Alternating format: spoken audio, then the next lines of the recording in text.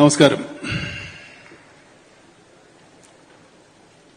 ഞാനൊരു 5-8 മാസത്തിന് ശേഷം ആദ്യമായിട്ടൊരു പൊതുവേദിയിൽ പ്രത്യക്ഷപ്പെടുകയാണ്. അത് ഈ കേരളപ്പിറവി ദിനം തന്നെ ആയതിൽ എനിക്ക് അതിയായ സന്തോഷമുണ്ട്. കേരളത്തിനേക്കാൾ ഒരു 4-5 വയസ്സ് കുറവാണ്.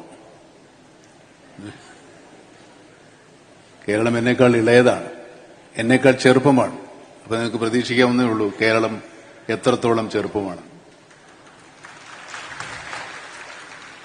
നമ്മുടെ സാമൂഹിക സൂചികകൾ പലപ്പോഴും ലോകത്തെ അമ്പരപ്പിച്ചിട്ടുണ്ട്. ലോകത്തിന്റെ അതിസമ്പന്ന രാജ്യങ്ങളുടെ 20-1 ഭാഗം പോലുമില്ലാത്തൊരു കേരളമാണ് ഇത്രയും വലിയ നേട്ടങ്ങൾ കൊയ്യുന്നത്. ഒരുപാട് സാമൂഹ്യ സേവന രംഗത്ത് നമ്മൾ ഒരുപാട് മുന്നിലാണ്, മറ്റു വളരെയധികം അപേക്ഷിച്ച് മുന്നിലാണ്. ഈ നേട്ടങ്ങളെല്ലാം നേടിയത് നമ്മുടെ സാമൂഹ്യ ബോധത്തിന്റെ, നമ്മുടെ ജനാധിപത്യ ബോധത്തിന്റെ ഫലമായിട്ട് തന്നെയാണ്. ഇന്ന് മുഖ്യമന്ത്രിയുടെ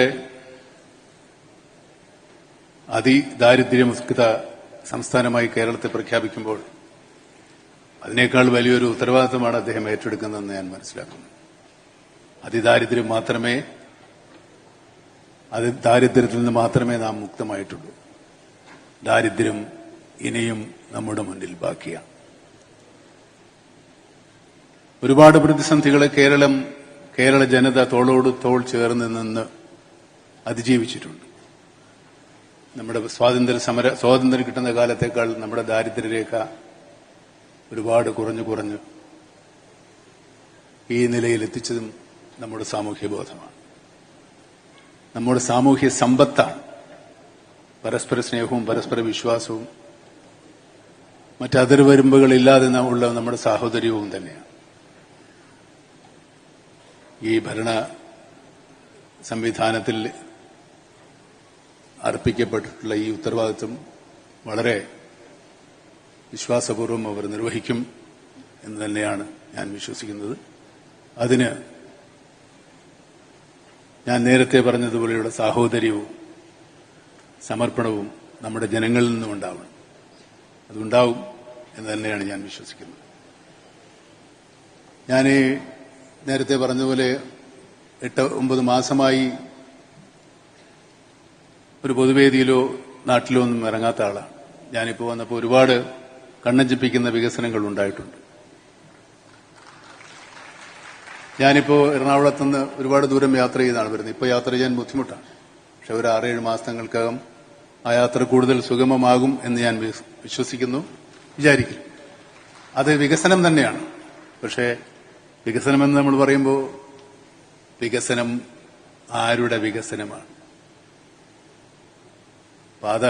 രാജപാതകളും വലിയ കെട്ടിടങ്ങളും നിർമ്മിക്കുന്നത് കൊണ്ട് മാത്രം നാം വികസിക്കപ്പെടുന്നില്ല. വികസിക്കേണ്ടത് നമ്മുടെ സാമൂഹ്യ ജീവിതമാണ്. സാമൂഹ്യ ജീവിതം വികസിക്കണമെങ്കിൽ ദാരിദ്ര്യം പരിപൂർണമായും തുടച്ചു മാറ്റപ്പെടണം. ദാരിദ്ര്യം പരിപൂർണമായി തുടച്ചു മാറ്റപ്പെട്ട സ്ഥലങ്ങൾ വളരെ അപൂർവമേ ഉള്ളൂ, എന്റെ അറിവിലില്ല. കേരളം പലതിനും മാതൃകയായിട്ടുള്ളതാണ്. കേരള ജനത അതിന് എന്നും ആ സംരംഭങ്ങൾക്ക് പിന്നിലുണ്ടായിട്ടുണ്ട്. ഇതുപോലെ ദാരിദ്ര്യം തുടച്ചു മാറ്റാൻ ഞാൻ നേരത്തെ സൂചിപ്പിച്ചതുപോലെ തോളോട് തോള് ചേർത്ത് സാഹോദര്യത്തോടെ നമുക്ക് ദാരിദ്ര്യത്തെ നേരിടാം, ദാരിദ്ര്യത്തെ അതിജീവിക്കാം. ഏത് കണ്ണഞ്ചിപ്പിക്കുന്ന വികസനങ്ങളുണ്ടെങ്കിലും വിശക്കുന്ന വയറിന് മുമ്പിൽ ഒരു വികസനത്തിനും വിലയില്ല. ആ വയറുകൾ കൂടെ കണ്ടു തന്നെയാണ് വികസനങ്ങൾ നമ്മൾ കാണേണ്ടതും പൂർത്തീകരിക്കേണ്ടതും.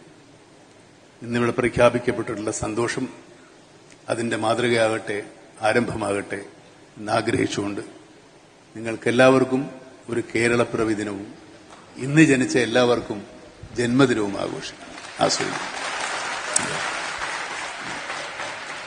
എന്നും ഹൃദയം തുറന്ന് നമ്മോട് സംസാരിക്കുന്ന പ്രിയപ്പെട്ട മമ്മൂട്ടിക്ക് സംസ്ഥാന സർക്കാരിന്റെ ഉപഹാരം ബഹുമാനപ്പെട്ട മുഖ്യമന്ത്രി സമർപ്പിക്കും. അത് സ്വീകരിക്കാൻ നമ്മുടെ എല്ലാം പ്രിയപ്പെട്ട മമ്മൂട്ടിയോട് സ്നേഹപൂർവ്വം അഭ്യർത്ഥിക്കുകയാണ്.